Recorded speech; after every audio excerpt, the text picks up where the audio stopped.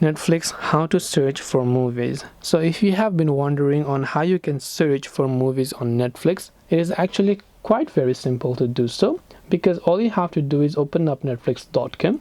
Once you open up netflix.com, you will see this type of interface. Now if you're using from browser, you'll find the search icon right from here, so you can just search for it right there.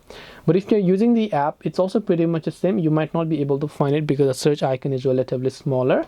So here I'll just go ahead and then log into my account. Right from this news page, I can see the search icon here. Even if I go to home page, here you can see the search icon. So just tap on the search icon and just start searching for the movies that you want to watch, and then you'll be able to find them in the search results right here.